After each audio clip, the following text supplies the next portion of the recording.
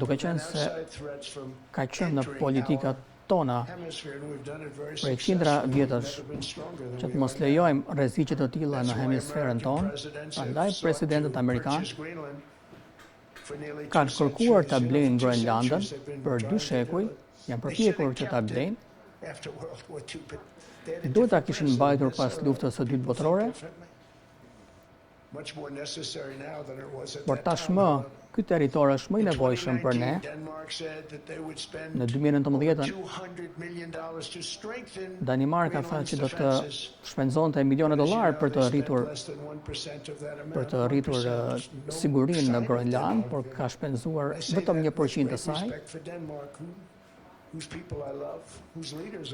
Unë i dua shumë popullin e Danimarkës, por vetëm Shtetet e Bashkuara të Amerikës mund ta mbrojnë këtë copës të madhe akulli, që të jetë diçka pozitive për Europën dhe për ne. Prandaj po kërkoj negociata të menjëhershme që ta diskutojmë blerjen e Groenlandës nga SBA. Ashtu siç kemi blerë dhe territore të tjera në histori, ashtu siç kanë bërë dhe europianët.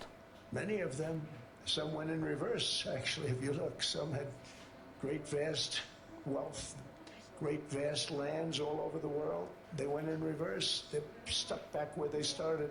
That happens too. But some grow. But this would not be a threat to NATO. Kjo nuk do të ishte, pra do të ishte një kërcënim për NATO, do të ishte një siguri për aleancën. Shtetet e Bashkuara janë trajtuar shumë në mënyrë të padrejtë nga NATO. Askush nuk e kundërshton, ne japim kaq shumë dhe marrim kaq pak. Dhe unë e kam kritikuar NATO-n prej shumë vitesh, edhe pse jam presidenti që kam mbështetur më shumë aleancën.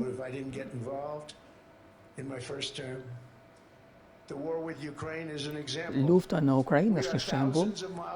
Jemi mijëra kilometra larg.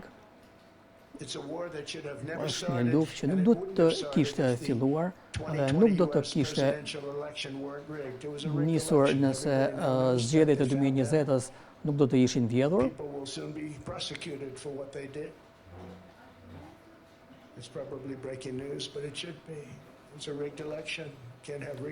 Pra ishin zgjedhje të vjedhura. Kufit e fortë, zgjedhjet e forta të ndershme dhe një media e lirë dhe e ndershme, edhe pse ajo është një media e tmerrshme aktualisht, e ka humbur kredibilitetin. Unë fitova të 7 shtetet e lëkundura, por media nuk e pasqyron të këtë, pra e humbi kredibilitetin. Na duhet një media e lirë dhe e ndershme.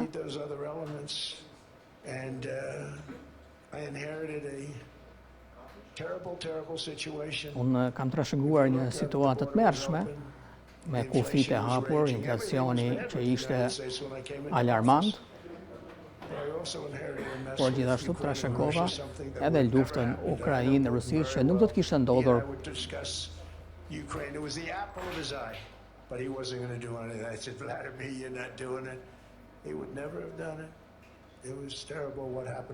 Pra është një gjë e tmerrshme ajo që ndodhi në luftën mes Ukrainës dhe Rusisë. Kemi dhënë $300 miliard për Ukrainën. Kur erdha në pushtet, e rregullova këtë problem ashtu siç rregullova dhe ekonominë.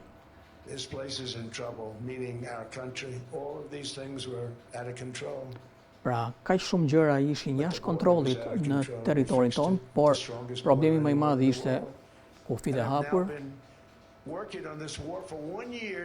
Dhe kam punuar në këtë çështje për një vit, duke i dhënë fund disa luftrave në botë, siç është edhe lufta Armeni-Azerbajxhan. Pra, një konflikt që zgjase për 30 vjet, unë zgjidha për një ditë.